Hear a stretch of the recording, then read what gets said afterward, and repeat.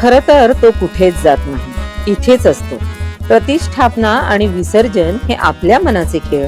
अनादी अनंत आणि असीम अशा काळावर अधिराज्य गाजवणाऱ्यांना आपण काय बसवणार आणि काय विसर्जित करणार?